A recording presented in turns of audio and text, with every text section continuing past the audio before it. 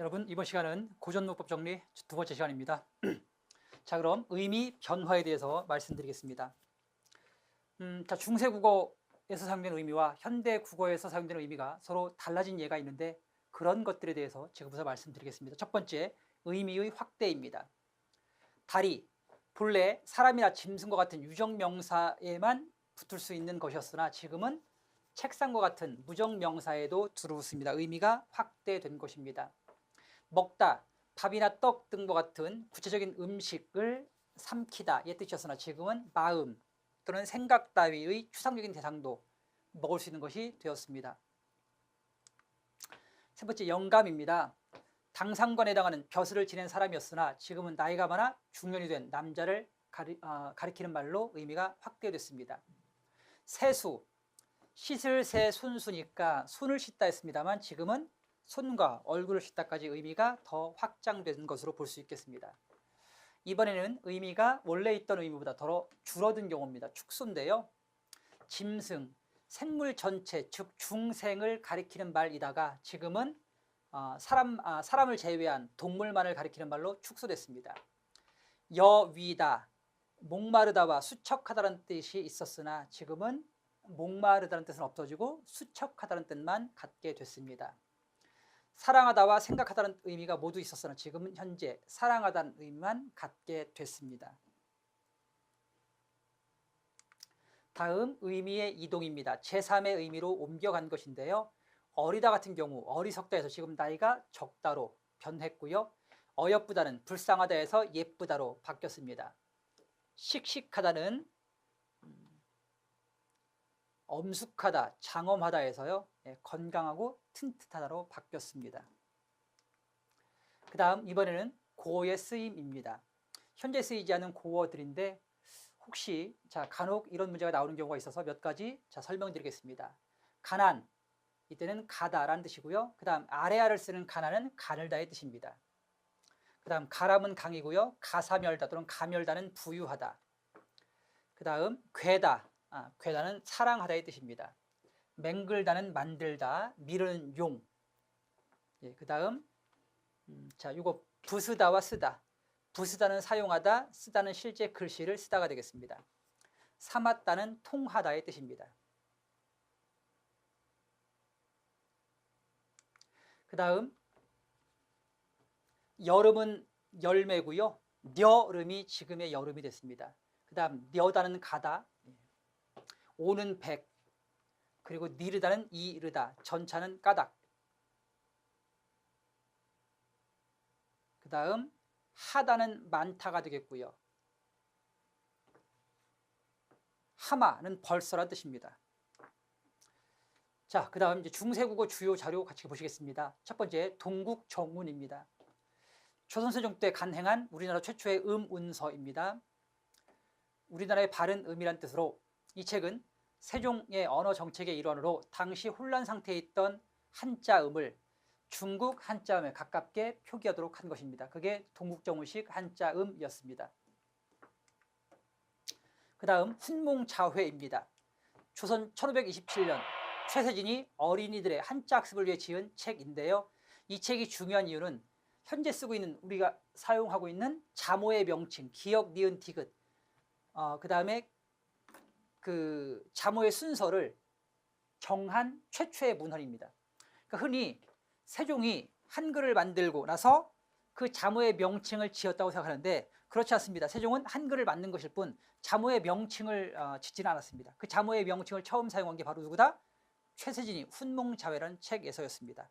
또 현재와 비슷한 한글 자모의 순서도 최세진의 훈몽자회에서 비롯됐습니다. 그래서 국어학적인 가치가 있습니다. 자, 훈몽자회였습니다. 나머지 문헌들은 중요하지 않습니다. 자, 생략하겠습니다. 그 다음 이제 근대국어입니다.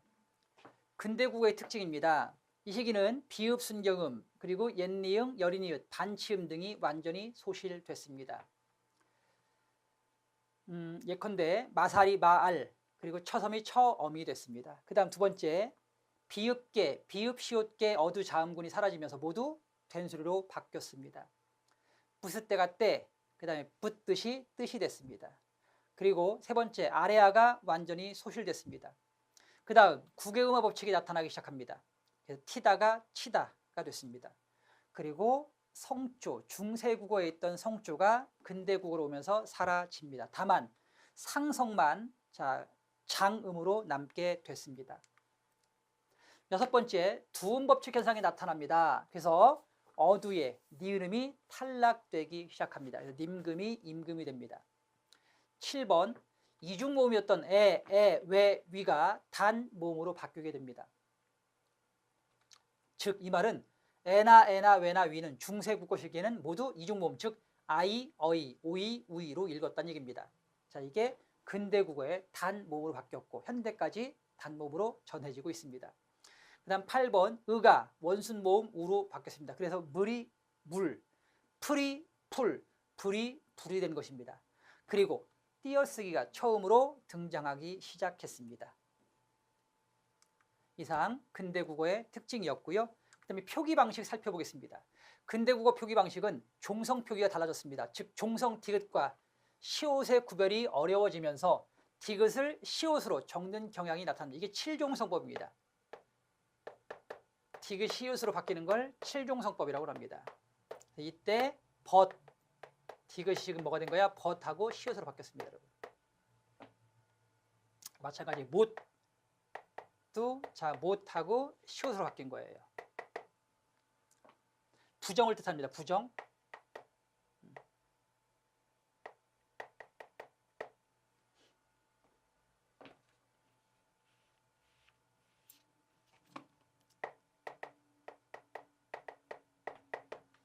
그 다음에 이번에는 표기법입니다. 이 시기는 이제 거듭적기 표기법이 보입니다. 보세요. 표기법은 크게 세 가지가 있습니다, 여러분.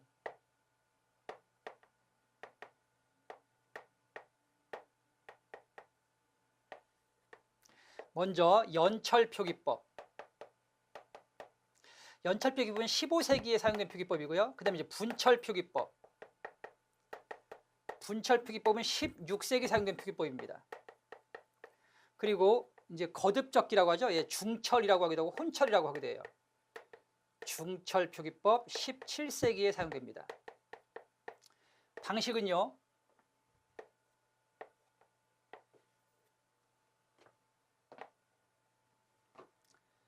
님을 이렇게 소리대로 적으면 연철 표기법.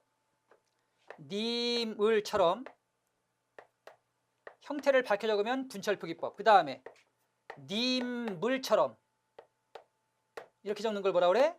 거듭적기 또는 혼철 또는 분철 표기법이라고 합니다. 중철 표기법이라고 합니다. 그래서 근대 국어에는 중철 표기법이 사용됐습니다. 그 다음 문법상의 특징입니다. 주격조사 가가 이제 처음으로 사용되기 시작하고요. 그 다음에 반치음이 소실되면서 시옷 불규칙이 나타나기 시작합니다. 그리고 과거시제 선어원어미 앗, 엇 등이 나타나고요. 미래시제 선어원어미 겟 등이 등장합니다. 근대국어 주요 자료 보겠습니다. 독립신문입니다. 1896년 서재필과 개화파가 합작하여 창간한 우리나라 최초의 민간신문입니다. 앞서 말씀드렸듯이 띄어쓰기를 시작한 최초의 문헌 자료가 되겠습니다. 그 다음 이번에는 교과서 속 고전 문헌 살펴보겠습니다. 첫 번째 세종 어제 훈민정음입니다. 생종엉쟁 훈민정음. 지금 여기서 생, 엉, 쟁이라고 쓴 건 동국정운식 한자음 표기법에 따라 이응을 갖춰 적은 것일 뿐 실제 음은 없는 것입니다. 따라서 여러분들은 그냥 세종어제라고 읽으시면 됩니다. 나란 말싸미, 나라의 말이 둔국에 달아 중국과 달라. 이때 둔국은 동국정운식 한자음 표기법입니다. 문자와 서로 사마띠 통하지 아니할세 아니함으로. 이게 훈민정음 창제의 첫 번째 배경입니다. 즉 우리나라의 말은 중국과 달라서 서로 통하지 않는데 지금 문자는 중국 글자를 갖다 쓰고 있는 것입니다. 따라서 훈민정음 즉 백성을 가르치는 바른 소리가 필요하다고 본 것이죠. 첫 번째 애민 정신, 첫 번째가 주체 사상, 자주 사상이 되겠습니다. 우리는 중국과 다르다. 따라서 우리의 글자가 필요하다. 주체 사상. 자, 이런 전차로, 이런 까닭으로, 전차는 까닭입니다. 어린 백성이, 어린 뜻이 변했죠. 이때는 어리석은입니다. 어리석은 백성이 니로 고저, 즉 이야기하고자 할 배, 하는 바가 있어도 마침내 제 뜻을 실어 능히 편히 펼치지 못하는 백성이 많으니라. 두 번째가 바로 백성을 사랑하는 정신, 애민 정신이 되겠습니다. 내 일을 위하여, 내는 누구다? 바로 세종입니다. 내가 이를, 즉 이런 어리석은 백성들을 위하여 새로 스물, 자 위하여 어여삐 여기, 어여삐는 불쌍히의 뜻이 되겠습니다. 불쌍히 여겨 새로 28자를 맹가노니. 왜 28자입니까? 우리 앞서 초성 제자 원리에 따르면 17자였고요. 그 다음에 중성 제자 원리도 17자였습니다. 11자였죠. 그죠? 그 다음에 종성은 글자를 만들지 않고, 종성은 어떻게 했다? 종성은 부, 다시 용 쓴다. 무엇을? 초성을. 그러니까 결국 실제 맞는 글자는 초성 중성 28자가 되겠죠. 그래서 새로 28자를 맹가노니, 만드니, 사람마다, 즉 백성들마다 하여금 수비디겨, 쉽게 익혀, 날로 쓰매, 매일매일 사용하매, 편한케 하고자 할 따름이다 라고 해서 마지막, 자 실용사상입니다. 최대한 글자 수를 적게 만들어서 쉽게 익히고 매일매일 쓸 수 있게 하고자 합니다. 이렇게 해서 훈민정음 창조의 정신은 첫 번째 주체정신, 자주정신, 두 번째 애민정신, 세 번째 실용정신이 되겠습니다. 이상 세종어제 훈민정음이었습니다. 자, 다음은 용비어천가입니다. 용비어천가는 한글 창제 이후 훈민정음의 어떤 그 사용성을 시험해보기 위한 어떤 목적에서 창제된 작품입니다. 또한 동시에 조선 창업의 어떤 정당성을 세상에 널리 알리려는 목적도 있었습니다. 같이 보시겠습니다. 제1장 해동 육룡이 나라샤. 해동, 우리나라를 말합니다. 여섯 용이, 여섯 용은 여섯 임금을 말하는데, 목조, 익조, 도조, 환조, 그리고 태조, 태종까지 이렇게 여섯 임금을 말합니다만, 실제 왕업을 창업한 것은 태조니까 그 위에, 태조 위의 임금들은 태조의 아버지, 조부, 증조부, 고조부까지 태조가 왕업을 연 후에 시호가 내려서 여섯 임금이 되신 겁니다. 해동, 즉 우리나라에 여섯 용이 나시어 일마다 천복, 하는 일마다 천복, 하늘의 복이 함께 하시니, 또 고성이 옛 성인과 동부, 그 행적이 딱 들어맞으십니다. 그러니까 1장에서는 조선 육룡의 창업과 그 다음 천복이 되겠습니다. 제2장 보시겠습니다. 제2장은 총 125장 중에서 문학성이 가장 빼어난 법으로 평가받는데요. 그 이유를 지금부터 설명드리겠습니다. 불이 깊은 남간, 즉 뿌리가 깊은 나무는 바람에 안이 밀새 흔들림으로 꽃이 좋고 열매가 많이 열릴 것입니다. 일단 제2장 특징입니다. 순우리말을 사용하고 있습니다. 순우리말의 아름다움을 잘 살렸다. 그 다음에 뿌리 깊은 나무, 바로 기초가 튼튼한 조선이겠죠. 그죠? 바람은 실현입니다. 여러분, 실현. 이런 상징적인 표현이 생겼어요. 튼튼한 조선, 그리고 바람은 실현. 실현에 위다, 흔들리다, 흔들리지 아니할 것이므로 꽃과 열매가 많이 열릴 것입니다. 꽃과 열매는 뭐겠습니까? 그럼 화려한 어떤 문화나 문물이 되겠죠. 비유적인 표현을 사용했다는 것, 이것도 이 작품의 뛰어난 이유입니다. 비유, 뛰어난 비유.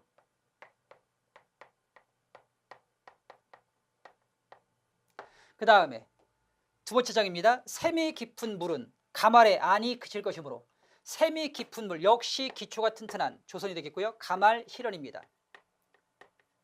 앞구절과 뒷구절이 서로 이렇게 대립됩니다. 이런 걸 뭐라고 하죠, 여러분? 대꾸라고 합니다. 대꾸라는 표현 기법도 활용했습니다.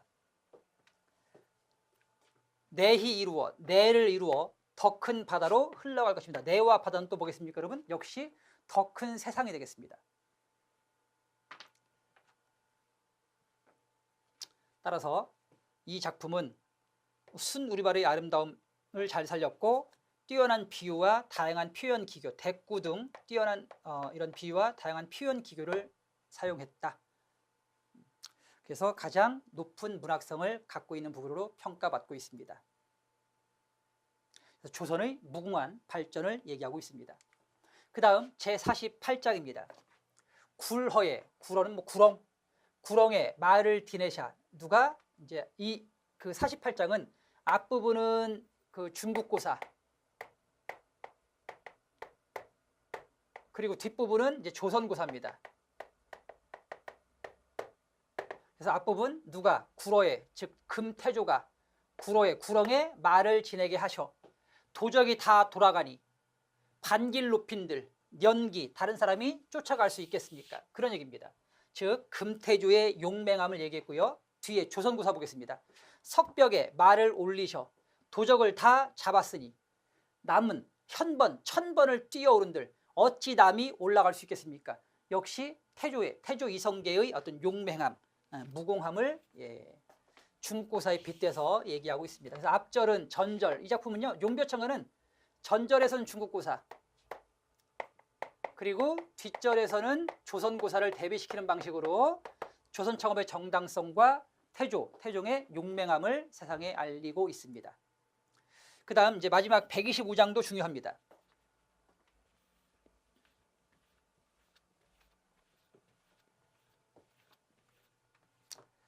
천세우회 미리 정하신 한수 북의 한강 북쪽에 누인 개국 인을 쌓고 나라를 여셔서 복년 나라의 복이 끝이 없을 것입니다. 마지막 장이 주제입니다. 성신 후왕, 즉 뒤에 왕이 이으셔도, 왕업을 이으셔도 경천 근민하셔서, 경천 하늘을 공경하고 근민 백성을 부지런히 다스리셔서 더욱 굳건해질 것입니다. 마지막 장 님그마 알아셔서 낙수의 사냥가 있어 할아버지만 믿으시겠습니까? 자, 이 부분 중국 고사를 인용한 것인데요. 중국에 우왕이라는 분이 있었습니다. 이 중국 우왕 시절이 역대 어떤 왕 때보다 태평성대했던 시기입니다. 그리고 그 우왕의 손자인 태강왕이 우왕의 왕위를 이어받았습니다. 그런데 태강왕은 자신의 할아버지의 음덕만 믿고 백성을 돌보기를 게을리하고 사냥만 다닌 겁니다, 여러분. 사냥. 그러니 결국 백성의 삶은 도탄지경에 빠졌고, 자, 군주 민수라고 그래요, 그렇죠? 임금은 배지만 백성은 물이다. 견디다 못한 백성들이 결국 임금을 뒤엎어버리는 일이 발생합니다. 그래서 태공왕이 왕위에서 쫓겨나죠. 결국 임금아 제발 아십시오. 백성을 다스리길 게을리해서 임금 자리에 쫓겨난 태광왕의 전철을 따라가지 마시길 바랍니다. 그런 얘기입니다. 그러니까 자, 타산지석, 즉 태광왕의 사례를 무엇으로 삼아라? 교훈으로 삼아라. 타산지석이 주제가 되겠습니다. 이상 용기어천가 125장까지 했습니다. 다음 보시겠습니다. 이번엔 소학언해입니다.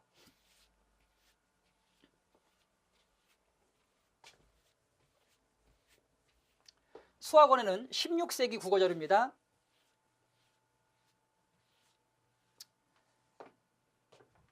중국의 어린이용 수신서인 소학을 우리말로 언해, 즉 해석한 것입니다. 공제, 증자, 다려, 닐러, 가라사대 말씀하시기를 몸이며 얼굴이며 머리털이며 살한 부모께 받자온 것이라. 즉 신체 발부는 수지 부 뭐라 이런 말이죠, 그죠? 예, 그 얘기입니다. 감히 헐워, 감히 헐게하여 상해 오디 아니홈이 상하지 않게 하는 것이 효도의 비르솜이요 효도의 시작이요. 몸을 세워 몸을 세워 도를 행하여, 즉 공부를 열심히 하여 이름을 후세에 베풀어 후세에 떨침으로써 부모를 현격해 대신 드러나게 하는 것이 효의 마참이다. 즉 입신양명, 입신행도하여 양명 후세함으로써 이름을 떨침으로써 부모 현저, 부모를 대신 드러나게 하는 것이 효도의 마침입니다. 알겠습니까? 자신의 몸을 지키는 것이 효도의 시작이고 그 다음 이름을 떨쳐서 부모를 대신 드러나게 하는 것이 효도의 끝이다. 효도의 시작과 끝이었습니다. 소학언해입니다. 그 다음 이번엔 노걸대 언해입니다. 노걸대 언해는 근대 국어 자료인데요. 같이 보시겠습니다. 너난 고려 사람 이언이 또 어찌 한어 니람을 잘하느냐. 너는 고려 사람인데 어찌 한어 즉 중국어 말하기를 잘하느냐. 그랬더니 대답합니다. 네, 한의 사람의 손에 즉 한 사람에게서 중국 사람에게서 글 배우니 이런 전차로 이런 까닭으로 저기 한 즉 중국말을 아노라. 네 손대 글 배운다? 너 지금 누구 손에 글을 배웠느냐? 특이한 건 중세국어에는 니은다라는 형태의 어미가 뭘로 쓰였다? 의문형 어미로 사용되고 있다는 겁니다. 니은다, 즉 상대방이 2인칭일 때는 니은다를 써서 의문을 나타냈습니다. 네 손대 글 배운다, 즉 너는 지금 누구 손에 글을 배우느냐 이렇게 해석하셔야 됩니다. 네, 한 학당에서 중국 학당에서 글을 배운다. 네, 무슨 글을 배운다. 무슨 글을 배우느냐. 논어, 맹자, 소학을 읽으라. 읽고 있다. 네, 매일 무슨 공부한다. 너는 지금 매일 무슨 공부하는 것이냐. 그러자 매일 이른 새벽에 일어나 학당에 가 스승님께 글 배우고 학당의서 노하든 자 학당에서 노하든 끝나거든 수업이 끝나거든 집에 와 밥 먹기 마치고 또 다시 학당에 갑니다. 가서 서품 쓰기 글씨 쓰기 하고 서품 쓰기 마치고 연구하기 마치고 글 읊기 마치고 스승 앞에서 마지막으로 글을 강하노라 암기하노라. 이렇게 해야 그날의 공부가 끝나는 것입니다. 무슨 글을 강하느냐. 소학, 논어, 맹자를 강하노라 라고 해서 자신이 공부하는 과목을 얘기하고 있습니다. 옛사람들이 이렇게 공부를 열심히 했습니다. 지금 우리가 공부 많이 한다고 하지만 옛사람에 비하면 사실은 별로 많이 하는 것 같지 않습니다.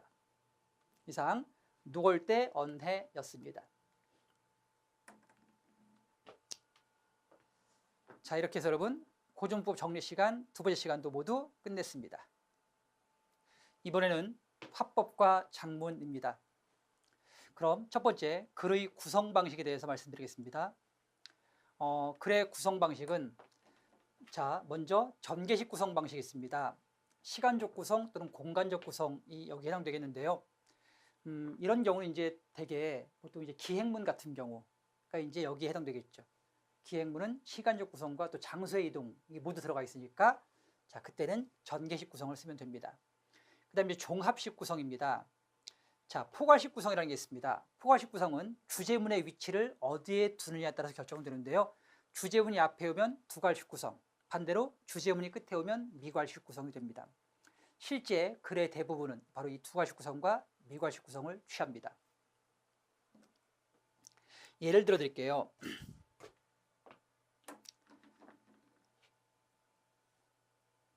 꽃이 예쁘다.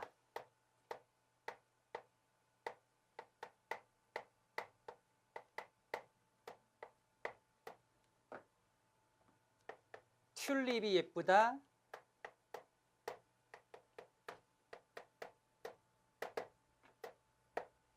백합이 예쁘다. 장미가 예쁘다.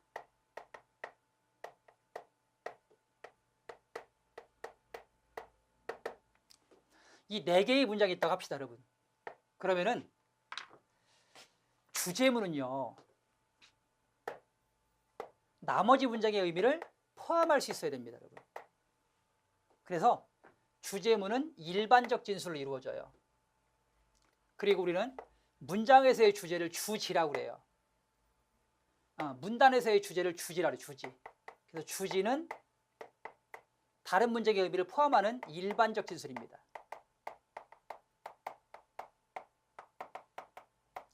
그리고 이 주지를 뒷받침하는 나머지 문장들, 꽃이 왜 예쁘죠? 튤립이 예쁘고 백합이 예쁘고 장미가 예쁘니까 꽃이 예쁜 겁니다. 이렇게 나머지 문장들을 뭐라고 그래요? 우리는 뒷받침 문장이라고 그래요.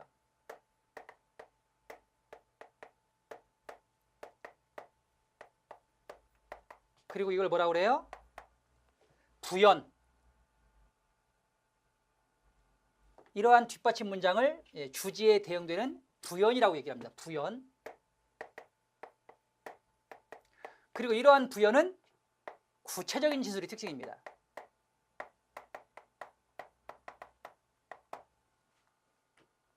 그래서 이 포괄식 구성이라고 하는 것은 주지가 이렇게 앞에 오느냐, 그러니까 일반적 진술이 앞에 오면 두 가지 구성, 반대로 튤립이 예쁘다, 백합이 예쁘다, 장미가 예쁘다, 그러니까 꽃은 예쁘다, 꽃이 예쁘다, 이러면 이제 뭐가 되는 거예요, 여러분? 이렇게 되면 이제 뭐가 되는 거다? 미괄식 구성이 되는 거죠. 앞에서 구체적인 진술을 먼저 얘기하고 앞에가 구체적인 진술, 뒤에가 일반적인 진술이 오면 이런 구성을 뭐라고 한다? 미괄식 구성이라고 해요. 알겠죠, 여러분?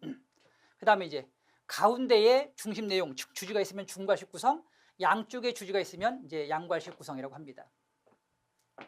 근데 이제 병렬식 구성도 있습니다, 여러분. 병렬식 구성은 대등한 내용을 이렇게 쭉 맞세우는 거죠, 그렇죠? 대등한 내용을 맞세웁니다. 예를 들면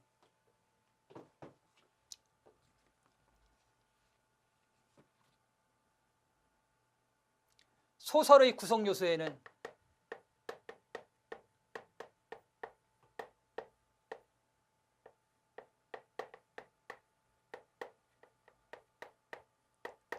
인물, 사건, 배경이 있다. 이러면 이건 일반적 진술입니다. 왜요?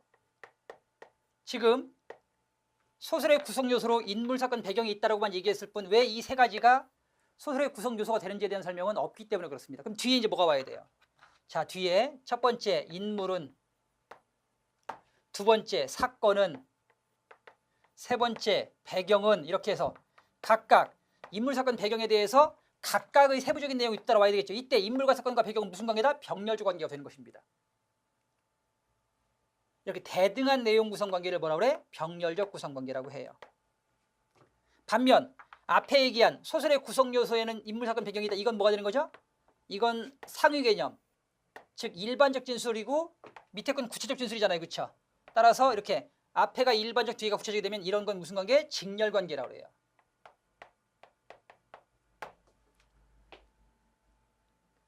대등한 내용이 나열되면 병렬 관계, 상하 관계, 상하 관계가 되어 있으면 그것은 직렬 관계가 되는 것입니다. 그 다음에 이제 인과적 구성은 이제 원인과 결과에 의한 구성법을 말하고요. 단계적 구성법은 이제 3단 구성, 서론, 본론, 결론, 4단 구성, 기승전결, 그 다음에 5단 구성도 있습니다. 주로 소설 같은 문학 작품에서 많이 사용되는 구성법입니다. 자, 세부적인 내용 살펴보겠습니다. 시간적 구성입니다. 정보의 속성이 시간의 흐름에 따라 변화하거나 일련의 과정이 구성될 때를 말합니다. 이때 시간적 순서를 따르면 순행적 구성, 시간적 순서가 엇갈리면 그때는 역순행적 구성이라고 합니다. 그 다음 공간적 구성법은 정보의 속성이 공간의 이동에 따라 옮겨지는 것을 말합니다. 이렇게 시간적 구성 또는 공간적 구성을 취하는 것을 자연적 구성 또는 단계적 구성이라고 하는데요. 이런 구성법은 주로 앞서 말씀드렸듯이 뭐 소설이나 또는 기행문 같은 데에 많이 사용되는 구성 방법이 되겠습니다. 그 다음에 병렬식 구성입니다. 정보의 속성이 유형에 따라 나뉠 수 있을 때 사용됩니다. 디지털 시대의 글쓰기의 개념, 그 다음 디지털 시대의 글쓰기의 특징, 디지털 시대의 글쓰기의 올바른 자세. 이때는 개념, 특징, 그리고 올바른 자세는 상하 개념이 아닌 대등 개념이죠, 그렇죠? 그런 병렬적 관계가 되는 것입니다. 그 다음 두괄식 구성, 자 주지가 앞에 오면 두괄식 구성이 됩니다. 그 다음 미괄식 구성은 주지, 즉 중심 내용, 일반적인 내용이 뒤에 오는 것을 말합니다. 그 다음 중괄식 구성은 중심 내용이 글의 중간에 오는 구성을 말하는데요. 자 주제물을 글의 중간에 두고 앞부분에 주제를 유도하는 내용, 뒷부분에 주제와 관련된 내용을 전개하는 방식인데요.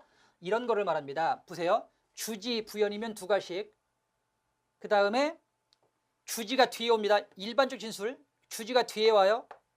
이렇게 주지가 뒤에 올 때 앞에 오는 걸 뭐라고 그래요? 전제라고 해요. 주지를 끌어내기 위한 배경이라고 하죠, 여러분. 예, 그래서 전제 주지면 이때는 미괄식 구성이 되는 것이고요. 그 다음에 이런 경우도 있어요, 여러분. 세 번째, 전제, 주지, 다시 부연. 이렇게 되면 이제 뭐가 되는 거죠? 중괄식 구성이 되는 거죠, 그죠? 전제, 주지, 부연이면 이때는 중괄식 구성이 됩니다. 자, 부연은 구체적인 뒷받침을 말합니다. 그 다음 양괄식 구성입니다. 양쪽에 주제문을 배치하는 구성입니다. 다음 이제 설명하는 글의 내용 전개 방식입니다.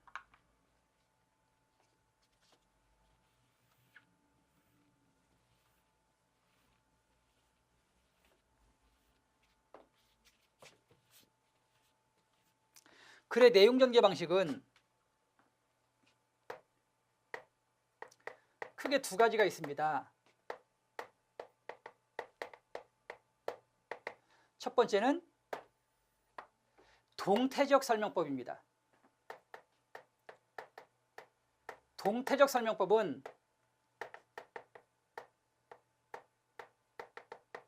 이 동자가 움직일 동자입니다. 그래서 움직임, 그러니까 시간성을 고려하는 방식이죠.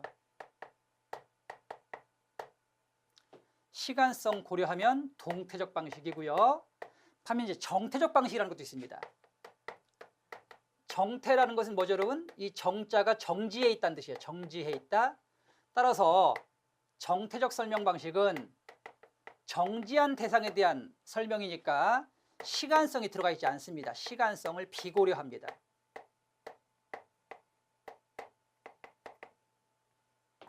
그래서 이런 동태적 전개 방식에는 뭐가 있다? 시간성 고려 방식으로 첫 번째 과정, 두 번째 인과, 세 번째 서사가 있습니다. 그럼 먼저 동태적 방식 설명드리겠습니다. 먼저 과정입니다. 과정은요, 사건의 절차, 단계를 밝혀 설명하는 방식을 말합니다. 주로 어떻게에 대한 사항을 강조합니다. 그래서 무엇을 하는 데 필요한 절차나 방법을 설명하는 것을 말하는데, 쉽게 말하면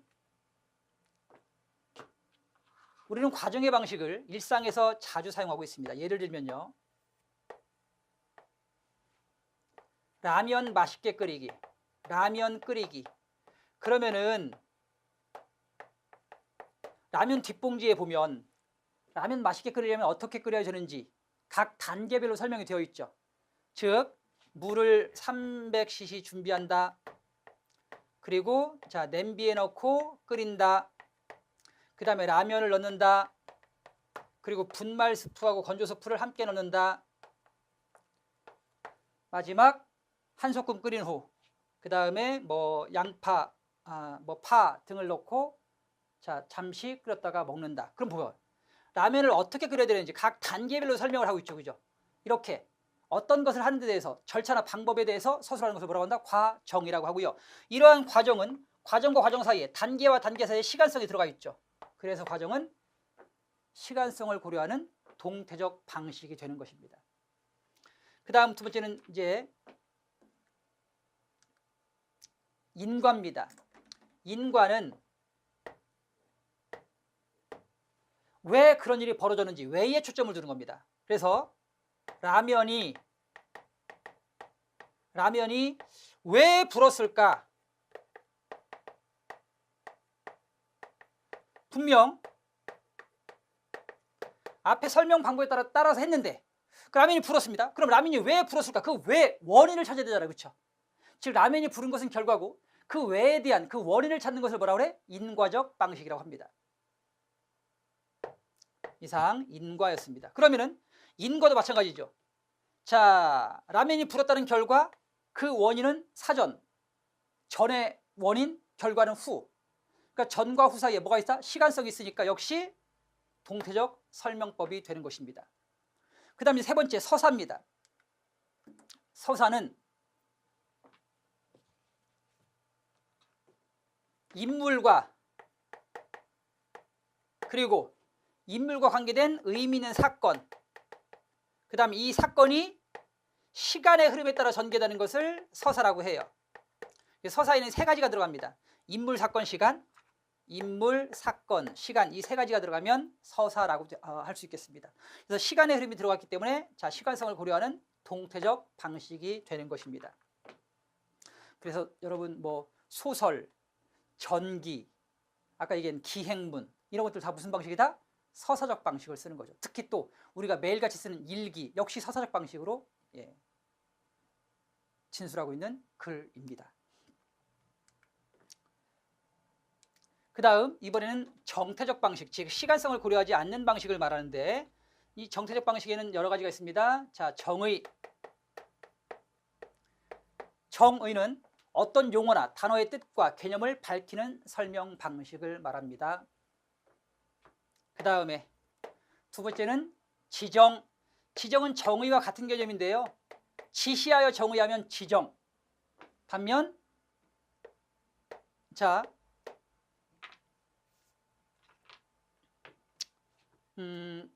종차와 유개념으로 나누어 정의하면 개념을 설명하면 정의. 종차와 유개념으로 나누어 설명하면 정의. 지시하여 정의하면 지정이 되는 것입니다. 예를 들면 종차와 유개념이란 이런 겁니다, 여러분. 종차는 그 정의하고자 하는 대상이 갖고 있는 특징이에요. 즉 인간을 정의한다고 합시다, 여러분. 인간을 정의하면 종차, 즉 이성적으로 사고하는, 이거는 이성적 사고는 인간만이 갖고 있는 특징이죠. 그런 걸 뭐라고 그래? 종차라고 그래요. 그 다음에 유개념, 즉 정의하고자 하는 대상의 상위 개념을 말합니다. 인간은 넓은 의미의 동물에 속하죠. 따라서 인간을 정의하면 이성적으로 사고하는 동물이다, 이렇게 정의할 수 있습니다. 이렇게 종차와 유개념으로 나눠 진술하면 정의. 반면 그냥 간단히 지시하여 정의하면 인간은 동물이다, 이렇게. 인간은 동물이다처럼 이렇게 간단히 지시하여 정의하면 그때는 지정이라고 합니다. 그리고 이 두 가지를 그냥 우리는 뭉뚱그려서 정의라는 개념으로 쓰고 있습니다. 다음 분류입니다. 분류는 상위 개념을 하위 개념으로 나누는 것을 말합니다. 일정한 기준에 따라 하위 항목을 상위 항목으로 묶거나 또는 상위 항목을 하위 항목으로 나누는 것을 분류라고 합니다. 예컨대 설명문, 논설문, 보고서, 비평문 등을 논리적인 글이라고 합니다. 자, 그럼 작은 것을 큰 것으로 묶었죠, 그죠? 예, 분류입니다. 그 다음 시, 소설, 희곡, 수필 등을 예술적인 글이라고 합니다. 역시 작은 것을 큰 것으로 묶었죠? 예. 모두 결국 뭐가 된다? 묶는 방식인 분류에 해당이 됩니다. 이렇게 묶거나 나누는 것을 반대로 논리적인 글에는 설명문, 논설문, 보고서, 비평문이 있다, 이렇게 하면 나눈 거죠, 그렇죠? 나누면 자, 나누거나 묶는 것을 뭐라고 한다? 분류라고 합니다. 그 다음에 분석입니다. 전체를 개별적인 구성 요소로 쪼개는 것을 분석이라고 합니다. 기준에 따라 종류별로 나누면 분류가 되는 것이고요, 구성 요소로 나누면 분석이 됩니다. 예를 들면 자동차를 승용차, 승합차, 그리고 트럭, 화물차 이렇게 나누면 이거는 자동차를 기준에 따라 종류별로 나누는 거예요. 종류별로. 따라서 이런 걸 뭐라고 한다? 분류라고 해요. 그런데 자동차를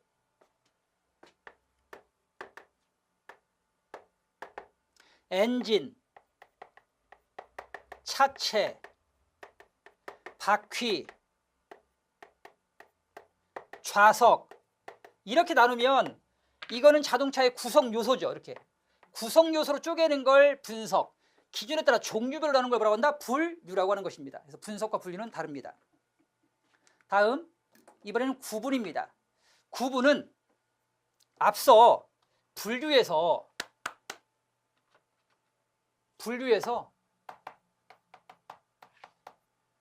분류를 다시 구분과 분류로 나누기도 합니다. 즉 구분은 위의 것을 아래 것으로 나누는 것이고요. 나누는 것. 반면 분류는 묶는 것입니다. 그래서 일반적으로 이 나누거나 묶는 것을 합해서 그냥 분류라고 하는데 전통적인 개념에서는 구분은 나누는 것, 분류는 묶는 것으로 이 두 가지를 구별하기도 합니다. 예를 들면 문학을 운문문학, 산문문학으로 나눴으니까 엄격하게 얘기하면 이제 구분이 되겠죠. 예, 5번 구분이었습니다. 다음 이제 비교입니다.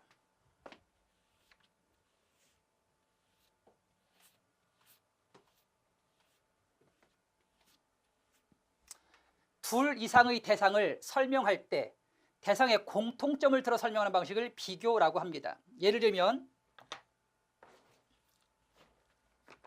여러분 참치와 고등어를 설명합니다. 참치와 고등어는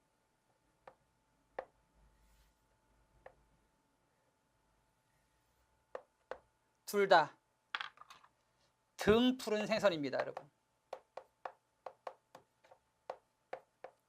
그리고 풍부한 DHA를 함유하고 있습니다. 그럼 이건 뭐가 된다? 두 대상의 공통점을 설명한 것이니까 비교가 되는 것입니다. 다음은 이제 대조입니다. 둘 이상의 대상을 설명할 때 대상의 차이점을 맞세워서 설명하는 방식을 대조라고 합니다. 예를 들면 이번에는 고등어하고 참치입니다, 여러분. 고등어는 다 자라봐야 몸의 길이가 약 30cm에 이를 뿐입니다. 하지만 참치는 다 자라면 길이가 몸 길이가 3m에서 4m에 이르기도 하지요. 따라서 고등어는 작지만 참치는 대단히 큰 생선입니다. 어류입니다. 이렇게 하면 두 대상을 뭐 했죠, 여러분? 차이점, 즉 상대적인 것을 가지고 맞세웠으니까 대조가 되는 것이고, 앞서 등푸른 생선, 풍부한 DHA, 여러분 공통점이니까 뭐가 된다? 비교라고 하는 것입니다. 알겠습니까, 여러분? 다음은 8번째 묘사입니다. 어떤 사물에 대해 마치 그림 그리듯이 생동감 있게 감각적으로 표현하는 것을 말합니다. 그래서 주로 우리가 앞서 기행문 같은 걸 쓰면, 물론 이제 가장 대표적인 건 서사입니다. 기행문. 자, 시간, 인물, 사건이 있어야 되는 거예요. 서사이기도 하겠지만 또 하나 뭐야, 여러분?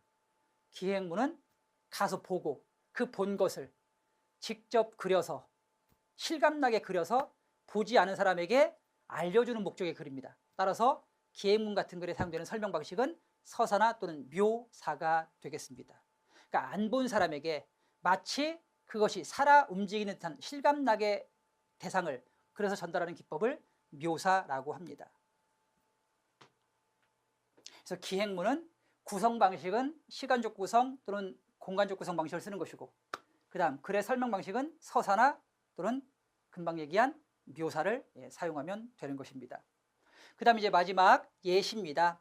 어떤 개념을 보다 쉽게 이해할 수 있도록 구체적인 사례를 들어 설명하는 방식을 말합니다. 그럼 여러분 한 가지 말씀드릴게요. 자, 왜 쉽게 예를 들까요? 그것은 굉장히 중요하니까. 따라서 예시가 나오면 그 예시를 통해 말하고자 하는 것이 뭐가 된다? 주제가 되는 것입니다. 알겠습니까? 예. 예를 들면 아까 보세요. 꽃은 예쁘다.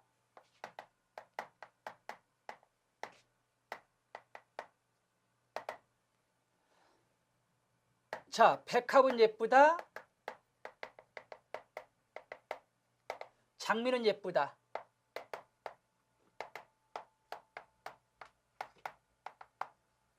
튤립은 예쁘다. 그러면 이 세 가지는 뭐가 되는 거예요, 여러분? 꽃이 왜 예쁜지를 구체적인 사례를 들어 설명하고 있죠, 그죠? 이렇게 백합, 장미, 튤립. 그러면은 자, 꽃은 예쁘다가 뭐가 되는 거고, 일반적인 진술이니까 뭐가 되는 거고, 자, 주지가 되는 것이고, 이 주지를 뭐 한 거예요, 여러분? 구체적인 예시로 뒷받침하고 있는 겁니다. 알겠습니까? 그래서 이렇게 예시가 오면 그 예시를 통해서 일반화하고자 하는 것, 그것이 곧 뭐가 된다? 주지가 되는 것이지요. 알겠습니까, 여러분? 자, 이렇게 해서 이번 시간 고정부법 정리와 그 다음에 화법과 작문 일부 내용 했습니다. 다음 시간에 이어서 논증에 대해서 설명드리겠습니다. 여러분 수고하셨습니다.